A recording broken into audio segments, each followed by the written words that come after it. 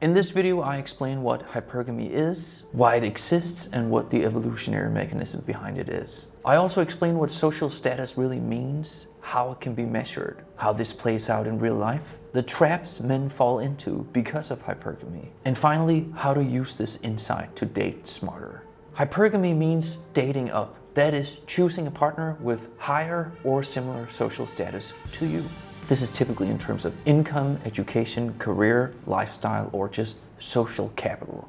Hypogamy means dating down, choosing someone with lower social status than yourself. In practice, women tend to be hypergamous, to date up or across. Statistically speaking, men tend to date down or across. Again, statistically speaking. This asymmetry explains a lot about why dating can feel so lopsided, even unfair at times. Hypergamy is one of those terms that's thrown around a lot in dating discussions, especially online, and sometimes with resentment. But it's actually one of the most useful truths a man can learn about dating. It's a real phenomenon. It's well documented scientifically. My method is to analyze human interactions using evolutionary psychology. And hypergamy isn't just some glitch in modern dating. It's an evolutionary mechanism. Here's why. For most of human history, survival was brutally hard. Women carried the heavy cost of pregnancy and raising kids, while men could, at least in theory, just move on. So women who picked partners with more resources, strength, and social standing were more likely to keep their children alive. Their genes made it into the next generation. So we just flip it around to understand it better. Women who paired with men who couldn't provide or protect, well, their children just had worse odds of surviving. So over thousands of generations, this tendency to date up just got baked into human psychology. That doesn't mean that every woman today is scanning the room for the richest man. But statistically speaking, that is the reason why this pattern keeps showing up across cultures and across history. It's ancient survival software still running underneath our modern dating apps. I'm gonna ask you to subscribe right now if you enjoy evolutionary relationship psychology takes on everything relationship related.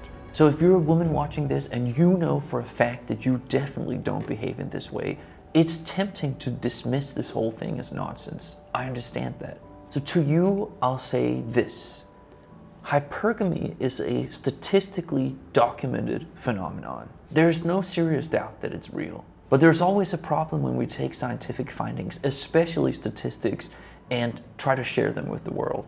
They always end up clashing with someone's lived experience. That's what's going on for you right now. I'm not saying all women do this. What I am saying is that because of the way evolution shaped us as a species, the majority of women, that is more than half, show this bias, as we call it in scientific terms, when they choose partners. Not always, but often enough that it shows up across cultures, across time, and in the data. And even if you personally don't do this, you almost certainly see it around you in friends, colleagues, or even in the stories people tell about their relationships. That just means you're an exception to the rule that explains human behavior. And you can be proud of that. If you are one such woman, you may want to check out my recent video, What is Tall Girl Syndrome? So hypergamy means dating up, pursuing mates with higher social status. But what do we mean by higher social status? It's not a tangible concept. So we can use this concept called socioeconomic status, or SES. It's a way of ranking someone's position in society based on multiple factors that we can actually measure. And it's not just about money, far from it. But there are like 3 core pillars to measuring socioeconomic status. 1, income, how much money you earn or control. 2, education, your level of formal schooling or degrees.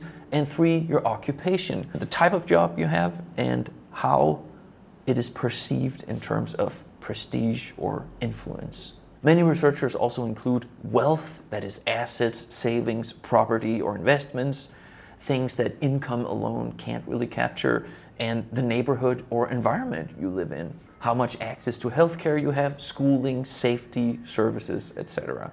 And finally, social capital. That is your connections, your networks, your influence, who you know, and how you're positioned socially. So when we add these up, It creates a sort of status score. And humans have actually developed a hypersensitivity to this. We can simply feel people's social status. And consciously and unconsciously, people tend to sort and select mates based on their feeling of this. In dating, there are a few other parameters too, such as physical attractiveness. So as a man, this affects you whether you've heard of this word or not. You've almost certainly experienced it on some level. For instance, a woman you thought you had great chemistry with just never got back to you. Or you get told that you're amazing right before she disappears, and meanwhile she's dating a guy with a 6-figure income, a cool job title, and a better apartment. Does this sound familiar? Personally, I've pretty much always dated sideways, at least in my adult life. But when my old YouTube channel took off and money started coming in, I had something to show for my work all of a sudden. And people I hadn't heard from in years started reaching out to me. Women I knew a decade ago, suddenly back in my DMs. So not explicitly romantic, but the shift was clear. And here's the thing, I wasn't a different person. They just saw me differently because my SES score had changed. So one of the great things about the modern world is social mobility. We aren't just born into a class and stuck there forever. We actually can change our status. And many men do exactly that. But here's the trap.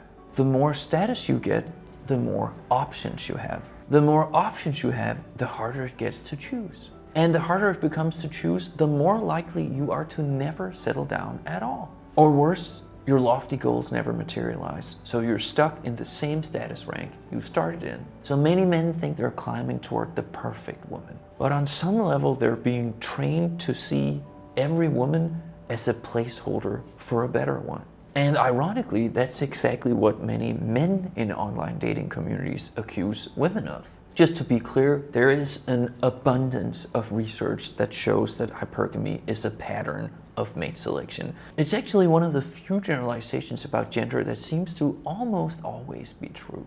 Not universally, but overwhelmingly. And if you don't understand it, or if you don't even know that this phenomenon exists, you'll misread signals, you'll pursue women who aren't interested in you, and you may very well end up being super jaded. So what do you do with this? Don't start chasing status to impress women. And don't chase women to get status, which is also something men do. The reason being that because hypergamy exists, a man with a high status woman will automatically be assumed to have high status himself. And so the cycle continues. And you really should understand the rules of this bizarre game. It's part of being human, it has deep evolutionary roots. So my advice would be something along the lines of, look for someone who is roughly at the same status level as you. And think about whether she can carry herself in a conversation with your mom or your best friend. Not what signal she sends to the world about you when you arrive with her in a fancy car at some event. Yes, you should improve yourself. But you have to try and do it for you first and foremost. Your value is very likely to increase in time if you put in the work. And when women start noticing you for things they used to overlook, don't be shocked. Just remember, they didn't change, you did. And once you accept that, you can make choices that aren't driven by desperation or illusion. Can you improve your status? Yes, you can. And many men try to do so. And the vast majority of them try to do so by making more money and showing it off. That always rubs me the wrong way. Not the making money part, I'm all for making money, but the blatant showing it off as a peacock spreading its colorful plume. One thing you can't do, which is completely free, is read and expand your vocabulary. That screams higher social status. Another thing is to have manners, to be considerate and kind to others. Why does that signal high status? Because that is what wealthy people have trained their kids to do for centuries, if not millennia. Now, the great irony here is that men date women for status as well, but they do so at their own peril. That's what I try to address in my video, Do You Want a Wife or a Status Symbol? Your life will be infinitely easier if you date across, that is, sideways status-wise. So just a few comments on how that can look, using myself as an example here. So on one level, I'm a failed entrepreneur, but I'm also an actor and a filmmaker and a scholar.